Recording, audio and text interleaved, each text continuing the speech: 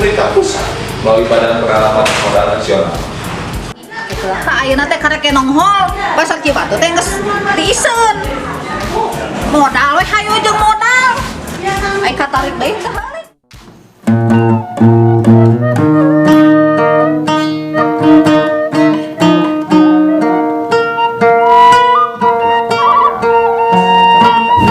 Ini kembali ke Kang Aceh, jadi maka pasti itu ada gabung. Anda katanya udah sini ya.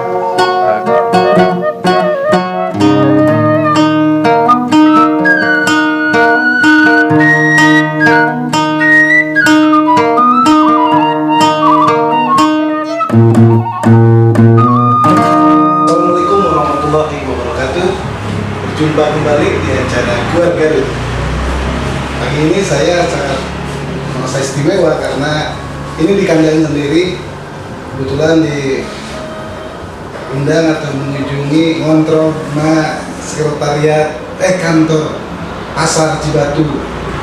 Saya bertemu kawan saya, kritis terhadap pemerintah, pedas kalau sudah nyindir pemerintah daerah, khususnya Kabupaten Garut.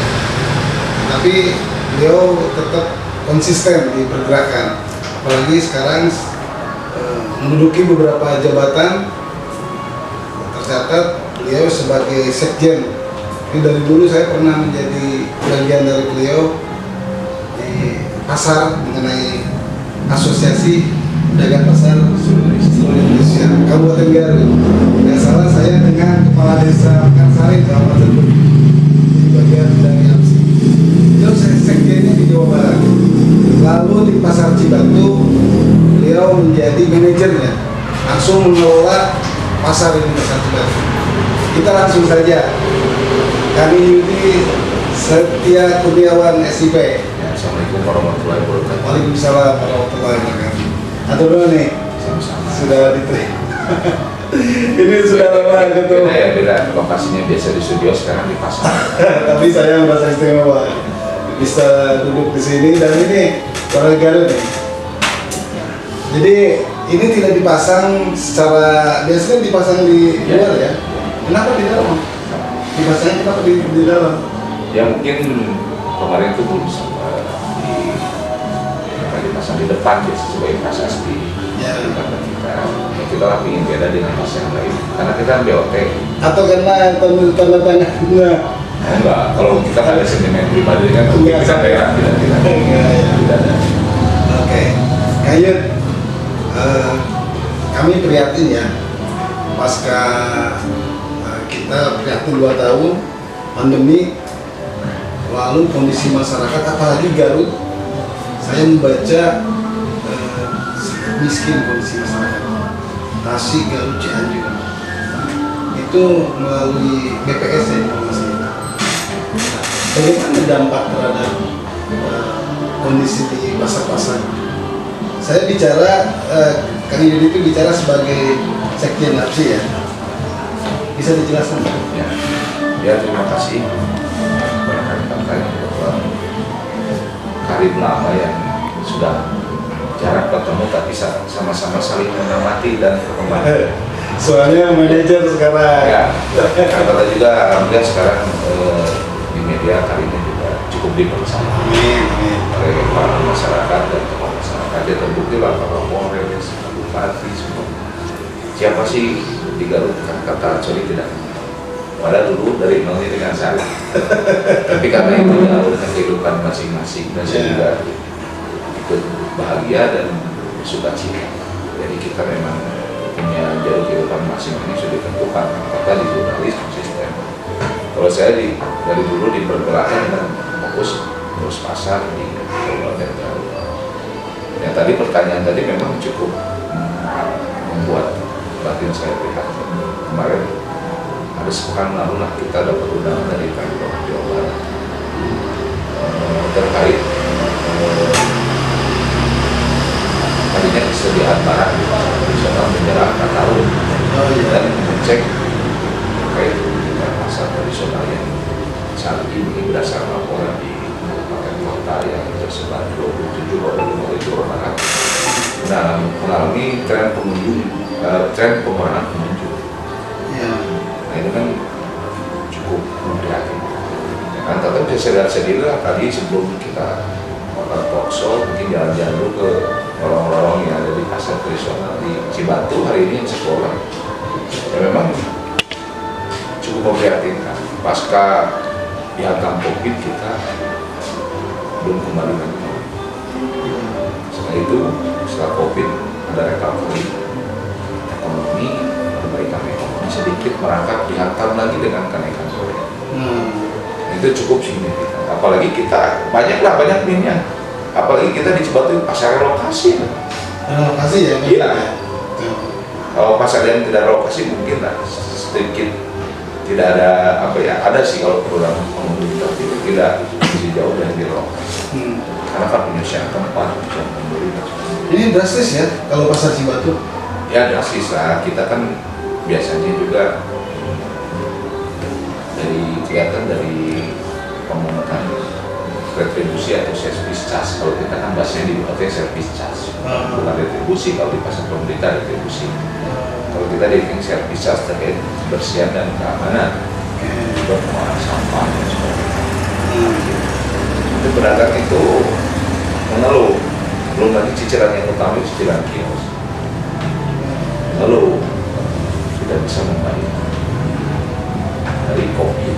Ini kita tidak ada COVID sih, kita disiplin sampai ada yang dieksekusi, diambil kiosnya kan mungkin menolak. Ya, tapi kalau setelah COVID kita juga pakai nurani, kita juga pakai perasaan. Tidak bisa kita memaksakan untuk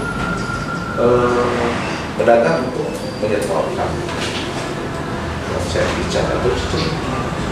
Nah, lihat kondisi itu. Nah, inilah jadi pemikiran saya ternyata memang di Jawa Barat komisionernya sama. Tren kunjungan pasar itu menurun sekitar 30%. Bahkan belum kembali ke pasca COVID. Kalau di Garut tuh berapa pasar mana tuh? Pasar di Garut itu ada 16 pasar kabupaten. Kabupaten seharusnya sisanya pasar desa. Kebetulan kita dari laporan juga dari pengurus DPD APSI Kabupaten Garut bahwa sama semuanya sekarang itu lagi mengalami tren pengeluaran. Jadi ini tidak bisa dibiarkan.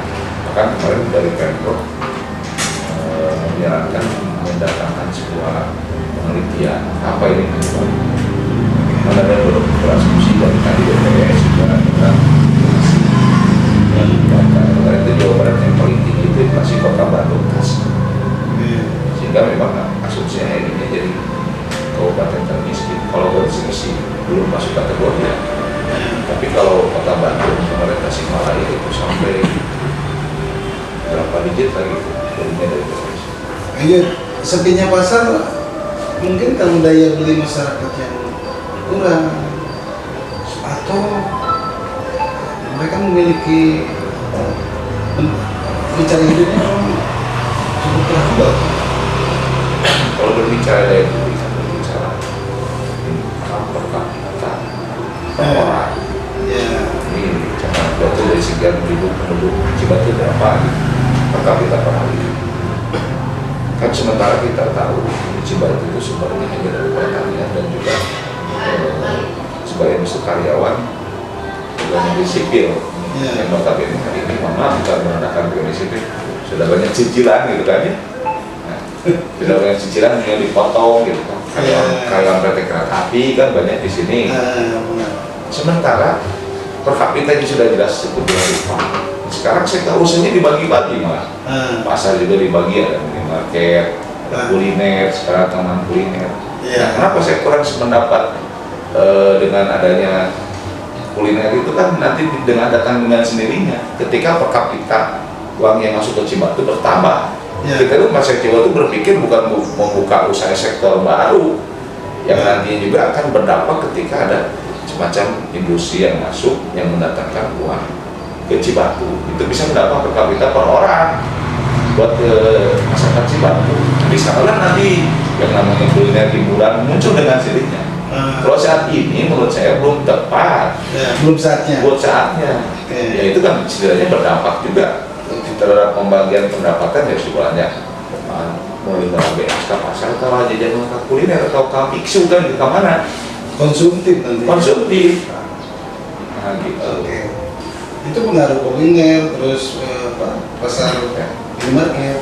Kita cukup banyak loh. Iya. Ada 8 minimarket. Iya. S3 dapat 4 dari mulai saya. Iya. Dari mulai Yomat, apa, Indomaret, apalagi langsung di sana kan banyak tempat. Ya. Cukup berdampak. Karena bagaimanapun kemarin di waktu pelaksanaan inilah keberpihakan pemerintah pusat atau daerah.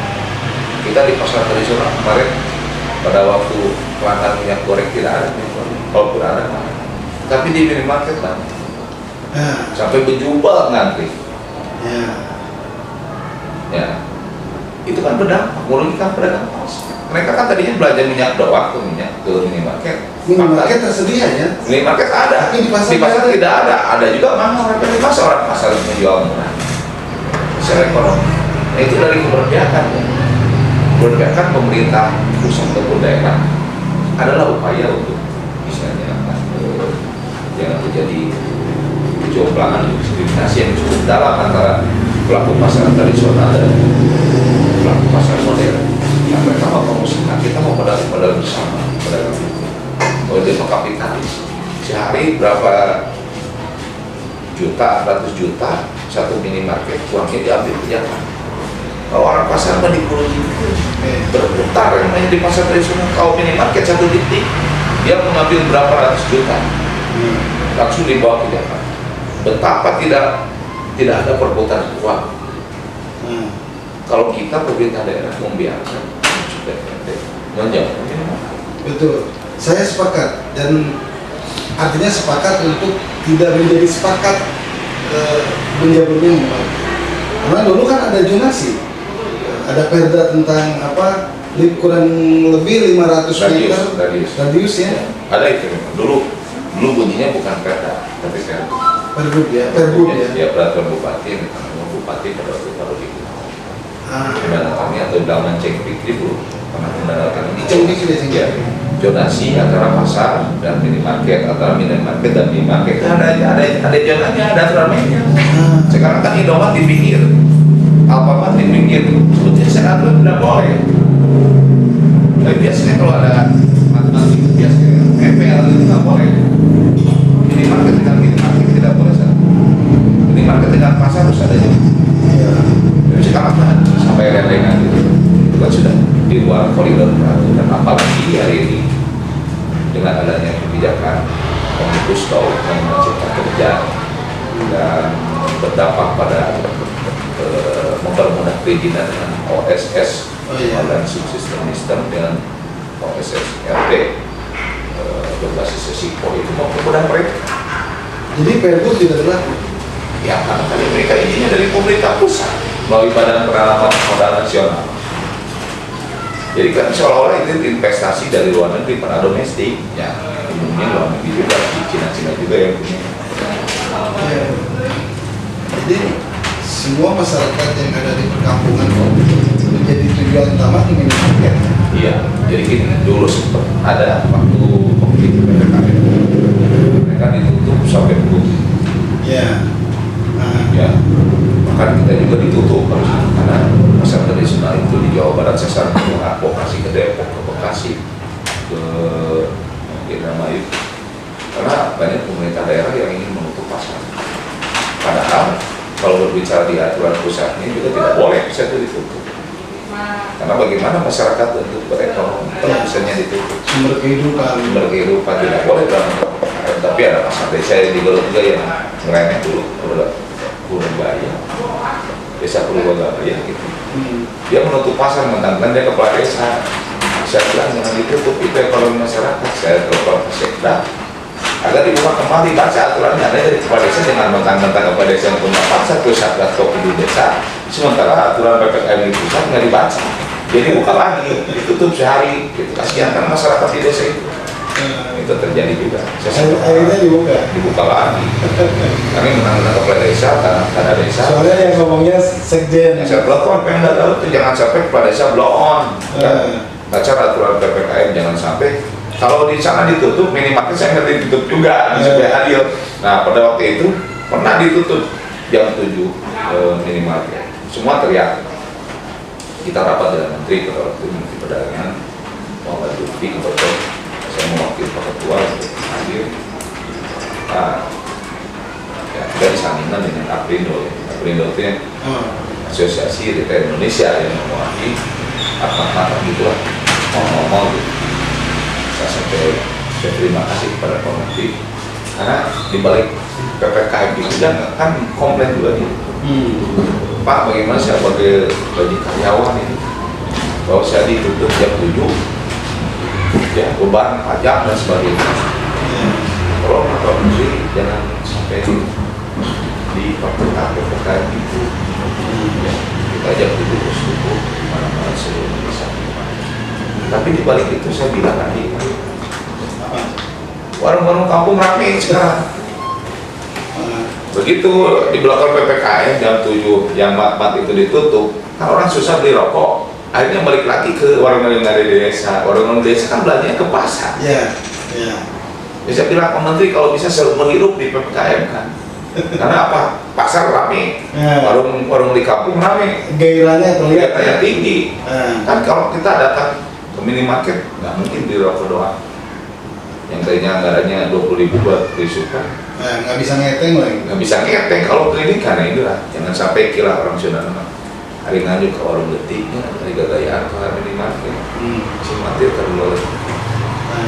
Pas gajian ini ke minimarket, ini ke warung detik. Nah ini benar. Jangan sampai itu kesian masyarakat. Ya. Ini saran yang sangat saya setuju warga Garut. Jadi pas gajian kami minimarket. Ais temboga duit ngaju ke warung detik. Karunya modal pas pasar. Jangan seperti itu lah. Jadi itu yang pertama. Kita kan tadi kalau analisa kami sekarang di pemerintah daerah, pemerintah provinsi apa nih pejabatnya? Saya sebetulnya sih ada menyebab turunnya kunjungan pasar-pasar di Jawa Barat. Itu yang pertama kan tadi jelas inflasi yang disebabkan oleh kebijakan pemerintah sendiri dengan menaikkan harga BBM. Kalau naik Kota Bandung bilang PDM naik penyebab inflasi kan gitu. Terus tarif angkot naik penyebab inflasi. Kalau menurut saya itu efek dari kebijakan pemerintah itu sendiri. Menaikkan harga BBM kalau tidak dinaikkan tidak mungkin muncul beban hidup kan, sehingga multi efek lainnya terasa. Nah itu mah jelas ya. Kita baru pulih dari COVID dihantam lagi kenaikan BBM. Yang jelas pedagang pasar itu sulit untuk pulihkan. Yang pertama, yang kedua, dan yang punya tadi minimarket sebagai pesaing yang nyata, artinya itu visualnya ada, kualitasnya ada, tokonya ada, gerainya ada. Sebentar, tadi kan menjamurnya minimarket tidak terpenuhi ya, karena izinnya melalui OSS. Ya. Ada nggak apa yang mesti dilakukan oleh pemerintah daerah? Sebetulnya dalam OSS itu yang kita lihat sama belajar OSS ya. Kita kemarin ikut latihan di Pemda OSS. Itu kan ada pemenuhan, izin pemenuhan. Kan sekarang itu dibalik, izinnya dikeluarin dulu, pemenuhannya baru. Nah kita cek aja nanti pemerintah daerah melalui Satpol PP sudah dipenuhi belum PPOM mereka. Jadi kan kalau namanya OSS itu izinnya dikeluarkan dulu, harus dilengkapi, kalau tidak bisa dicabut. Sini itu semestinya setelah itu berdiri saya buka, tanyakan pemenuhan perizinannya, rekom tetap prosedur. Pemerintah daerah boleh nggak menolak misalkan dibangun minimarket karena sudah terlalu kuotanya sudah terlalu tinggi, belum menolak kan? Ya sebetulnya mah kalau berbicara jadi jangan sampai apa ya, misalnya jadi masalah yang cukup serius kalau antara undang-undang omnibus law dan undang-undang otonomi daerah. Ini kan apa? Benturan itu cukup kuat. Di sisi lain mereka itu berpikir untuk investasi. Mungkin kalau omnibus law dari luar negeri sih nggak apa-apa ya. Kalau untuk domestik sih sebenarnya jangan. Buat domestik itu mesti ada. Kan kebaliknya kalau dari luar negeri mesti ada verifikasi, kalau domestik jangan. Jangan dibuka kan, sehingga jadi terjadi tabrakan antara undang-undang cipta kerja dalam OSS dan juga otonomi daerah. Jadi hilang fungsi dewan nanti. Betul. Fungsi dewan pengawasan. Ayo, saya ingin kembali ke sebelum kita acara dibuka ya. Kita berbincangkan bahwa kalau pasar tradisional itu dipungut oleh 3 dinas. Tetapi seperti minimal bukan minimal ya, mall itu tidak dipungut. Ya. Itu benar ya? Ya, itu kan. Terus di pasar tradisional dinas mana yang Jadi gini kan kita kemarin juga seperti namanya suara kita juga kalau berjalan yang susah. Pertama kali retribusi, banyak kalangan aktivis. Karena saya juga baru juga yang berpertanyaan Cibatu itu gimana retribusi. Kan kata sudah di sini mungkin bisa mewakili suara-suara yang dituduhkan kepada kita pengelola. ya? Kalau kita rame pasarnya ya, terus kan mereka dewan berhitungnya kios berapa kios dikali sekian, Ya. jadi sekian gitu. Kalau nanti saya bawa anak-anak kolektor saya ya, belum tentu dewan itu kuat menghadapi pedagang. Kan bisa saja satu kios kita ngomong siapa bisa bukan retribusi ya kalau gitu. Punya 4 kios, dia akan dipinta biaya bisa untuk retribusi bisa dinaikkan ya 1.500 4 kali 1.500 ya. Faktanya nggak seperti itu. Mereka tetap bayar satu aja. Ya. Bayar yang 3-nya nguring-nguringan. Matak siapa kalau ada anak-anak aktivis ya ataupun yang menyoroti retribusi sok aja datang ke lapangan ke daerah saya antar Dicek ya? cek langsung tagih langsung. Kalau mentalnya kuat ya, boleh dulu yang macam-macam ke kita. Makanya dewan jangan duduk negosiasi aja. Kemarin tuh Aji dari Presiden juga yang lagi ini, ayo turun ke sini saya tagihin ke pedagang kan gitu. Dan jangan sampai war secara di atas kertas tapi nggak mengerti proses apa itu. Nah itu yang jadi kenapa. Jadi kita juga banyak diskriminasi yang terjadi dari kebijakan pemerintah daerah. Kita itu pasar tradisional di retribusi 3 dinas. Kebersihan oleh dinas lingkungan hidup, kita tarik sampah oleh retribusi. Ya, terus parkir oleh isu perhubungan. Dua aja kan targetnya hampir berapa? 20 juta per tahun bahkan udah. Pasal aja target parkir. Oleh isu. Iya isu. Ya. Terus kios oleh Indomaret. Kan ini semacam apa ya? Ketika kata saya yang mengkritisi, saya sih senang aja karena sudah orang kritis. Tetapi tolong dong mindsetnya dirubah. Saya ini nolak ada dirubahnya masyarakat. Pedagang itu kan modal bersama, bukan korporasi, bukan kapitalisme. Kok banyak yang permasalahkan A, B, C, D, itu dia tuduhan dan sebagainya. Sementara saya nanya Mall Garut tuh, ya, baik itu Ramayana ataupun Asia, itu pajak retribusinya kemana? Kenapa rekan-rekan itu tidak menyoroti hal tersebut? Ya. Kenapa DPRD juga diam? Jangan seolah-olah yang dikerocok teh, ningali teh, ya begitu jelema macet, padahal menjerona orang pasar rumpul. Kalau buana aja antara begitu bisa lewat, tahu banyak motor macet dan sebagainya, sehingga masyarakat pasar itu dianggap seksi. Wah rame, padahal tanya aja pengelolanya atau enggak ke pengurus kiwapa atau pak hapsinya. Itu kan udah agak ngumpul macet teh gitu, udah agak ngumpul. Ya. Ini banyak yang udah dagangan daripada membeli. Nah, itu posisinya. Nah, harus ada balancing sehingga buat apa sih jadi kaki kalau tidak mendagangkan PAD buat kabupaten? Wah. Buat apa sih ada modal kalau tidak menguntungkan PAD kabupaten? Sementara yang ada ini hanya hidup orang banyak, ekonomi rakyat malah dipermasalahkan, ya, malah dicari-cari titik kelemahannya. Saya itu kan dewan itu harus disana sih. Ngapain kita bangga dengan adanya mall, tapi tidak membuat daerahnya untuk bicara parameter kemajuan secara fisik saja, tapi tidak ada diuntungkan. Tapi kalau berbicara masalah tradisional, mereka itu penyumbang PAD. asing luar biasa ya. harus dipelihara.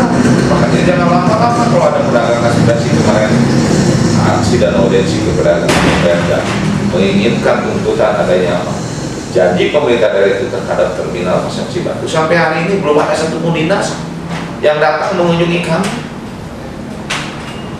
menjanjikan atau memberikan kabar. Itu rencana terminal di mana ya? Sebelah sana kan di sebelah pinggir pasar, kanan pasar. Sudah dibebaskan itu. Oh sudah ya? Bebas. Termasuk kantor polsek? Posisi di sebelah sana. Sudah. Ya, posisi itu dekat pada Suka. Kalau terminal bergedengan dengan pasar. Kan semestinya ada empati dari seorang kepala daerah. Minimal dia itu ialah namanya orang politisi basa-basi lah datang ketika kembali audiensi itu ya keputusan menangan tahun ada di beresan itu kan tugas pemerintah yang belum selesai sebelum masa jabatannya berakhir kan dia 2 periode menjabat harusnya kan ada peninggalannya kepada masyarakat Cibatu itu kan yang jalan kapsalnya kerasa kolong kita yang demo juga aneh akhirnya di hotmi kan itu. Masa seperti itu Ini kritikan langsung nih mulai kan gitu. Itu yang pertama, yang kedua ini di Sum. PJU pasar itu tempat berkumpul di Serana dari kemarin itu mati. Saya tuh ngomong teriak-teriak di yang lama di mana gitu. Nggak ada perubahan. Iya, oke. Kayak ini kan pelaku ya, ada. Ya. Jadi kita kenal tuh saat kayaknya punya kios di Pasar Butut ya. Ya dari di Pasar Butut kan. Tapi itu masa kemasannya. Pasar. Coba ceritakan perbedaan di masa kemasan saat itu. Jadi kalau berbicara konsep kemajuan teknologi dan inovasi itu bisa saja revitalisasi itu adalah untuk meningkatkan taraf hidup pedagang pasar. Secara teoritis kan seperti itu. Walaupun faktanya ketika kami survei pasar sebelum renovasi dan setelah pasar sebelum revitalisasi dan sesudah revitalisasi kebanyakan memilih masih ramai sebelum revitalisasi. Dulu sempat bertahan ya, menolak. Bertahan. Jadi kirain pasar sudah mengetop percuma pasar di alusan numulina Ya. menikahnya dagang ini bok cau supaya bahasa tapi numulina mungkin tidak senang dipandang mata oleh pemerintah daerah tapi asik buat pedagang. Tapi asik di mata pemerintah daerah punya pasar seperti mau tapi derita bagi pedagang. Wow. Ya. Tapi di sini mereka juga kaya, mohon maaf. Apa artinya anggaran puluhan miliar untuk membangun pasar Raja, pasar Leles, sementara online ini tidak bisa dibantu. Ya, jadi tidak ada artinya. Kalau menurut saya, keberpihakan pemerintah daerah membangun pasar sekian nilainya sudah tidak. Ada yang udah dagang nanti isin, biar online lo percuma. Ya. Ini online ya, yang sangat menjamu. Makanya online ini harus diproteksi oleh kawan-kawan di DPRD, bupati menyampaikan harus melalui pemerintah provinsi dan pusat. Bagaimana caranya untuk bukan mempersulit agar imbang persaingan usaha pajak dagangnya dinaikkan 200 kali dipakai. Jadi mulai online teh mikir ya mulai online akhirnya harga online tuh hampir di bawah dari yang jualan di pasar, contoh baju gitu kan, lebih murah di online itu, Lebih murah ya? lebih murah walaupun ada ongkos sedikit, walaupun resikonya tertipu gitu kan ya jelas kan kalau dipotong kan diedit Banyak yang tertipu loh. iya diedit, dibagus-bagus ternyata faktanya kan tidak sesuai. Iya. Itu kan resiko beli online, tapi karena masyarakat tinggi ke sana ya silakan saja, tinggal jadi konsumen yang cerdas sekarang. Kalau yang mau ditipu silakan. Oh, jadi dampak dari online itu lebih ke pakaiannya. Fashion. Fashion. Hari ini di jalan kita survei di 24 kabupaten kota yang memang aktif di APSI khususnya di pasar, yang jalan di segmen ini hanya di 9 sembako dan sayuran. Sembako dan sayur. Diambil saja glosinnya kain sudah, glosinnya baju gitu pakai. Apalagi tanah abang lain. Goyang. Oh, Tanah Abang kan Goyang. kayak ini kan sudah cukup lama ya kondisi pedagang yang pengunjung ini di mana-mana. Apa solusi yang mesti disarankan terhadap pemerintah, tindakan pemerintah daerah, apa yang harus dilakukan?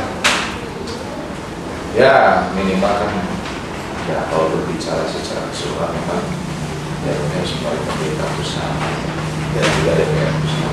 Tapi karena kita sekarang wawancara di beberapa kali baru berada pemerintah dengan minimal kan bisa memproteksi lah kelestarian daerah pasar. Saya juga sebagai pengurus APSI juga memikirkan 15 tahun ke depan masih ada usaha tradisional ketika teknologi perdagangan ini sudah menjadi beban kami dari pengurus. Beban kami mempertahankan eksistensi kami sebagai usaha sektor ini di bidang perdagangan. Kalaupun ada solusinya, tadi bagaimana solusinya? Ya, kan kita ini bertarung. Kita pasar tradisional, pasar tradisional, mereka pasar modern. Kan ada regulator, ada judgement. Regulator adalah pemerintah. Kalau tidak diatur sedemikian rupa antara pacar cantik, antara kucing kalau tidak pacar, sama-sama bertali, sama-sama punya kumis, tapi kecil. Ya, kalau macan kan gede dimakan kita. Masa kita dibiarkan dimakan oleh kapitalis yang mempunyai modal besar yang mengusahakan usaha digitalisasi. Ini harus ada kepedulian dari seorang pemimpin nasional. Yang hari ini saya rasa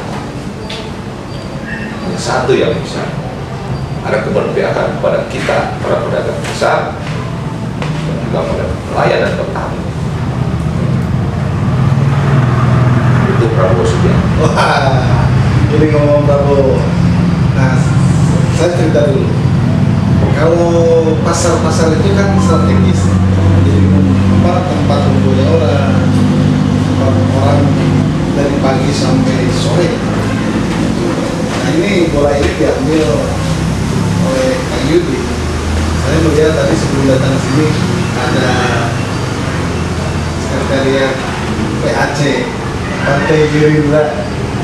Nah lalu Kang Yudi pernah kampanye di medsos milih dukungannya, maksudnya dukungan presiden ke Pak Prabowo.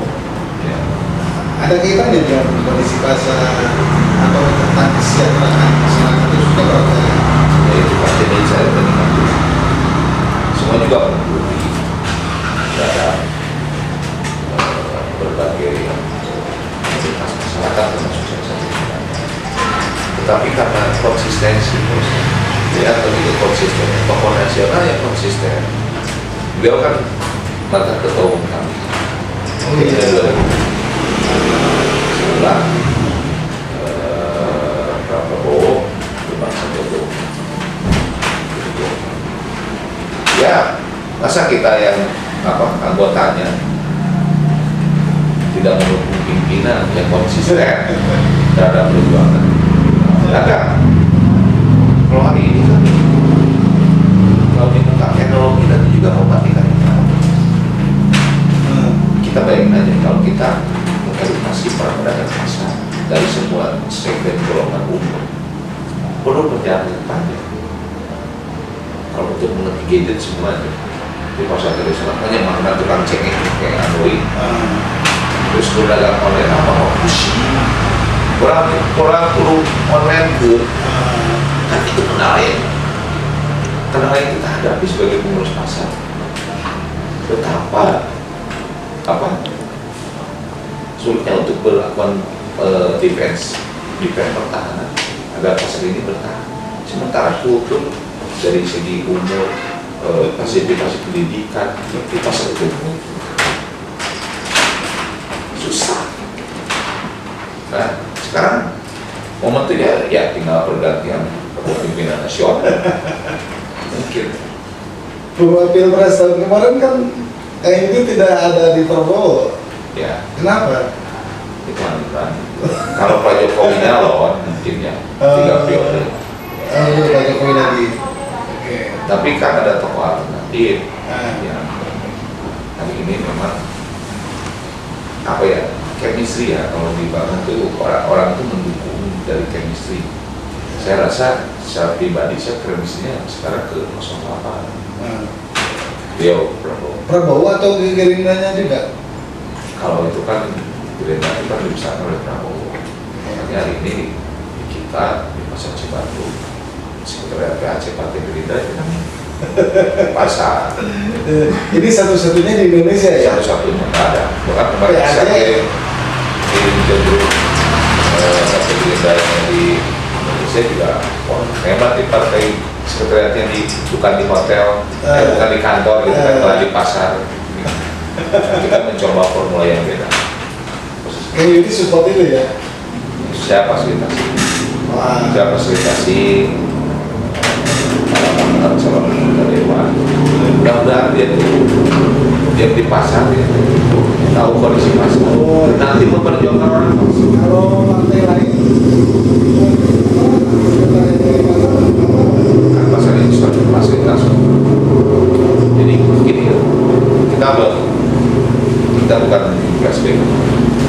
Dulu setiap calon bupati pasti datang ke pasar.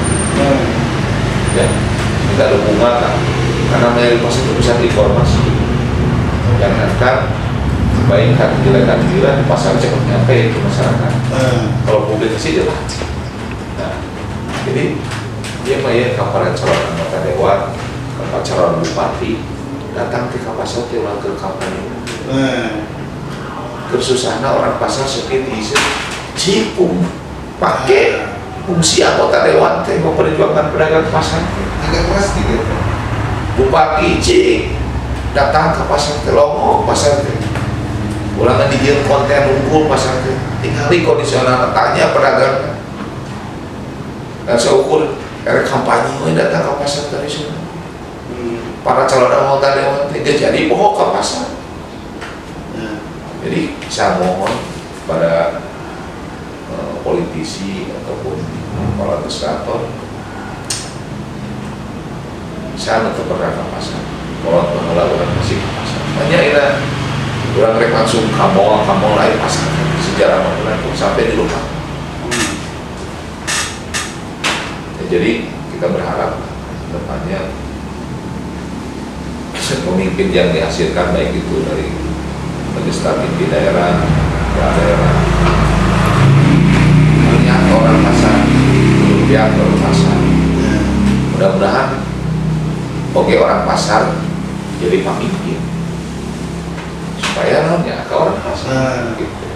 Tapi kan jangan dikategorikan tendensi saya akan nyalon anggota dewan. Saya nggak akan. Tapi mensupport Gerindra nih. Saya mendukung saja. Untuk Kecamatan Cibatu khususnya, siapapun itu, partai apapun itu yang akan maju dan peduli kepada pasar tradisional, kita akan gitu, tanpa melihat background partai dan sebagainya. Tapi secara umumnya, tapi karena platformnya juga dari sananya partai Gerindra seolah-olah partainya pedagang pasar, ya kita fasilitasi.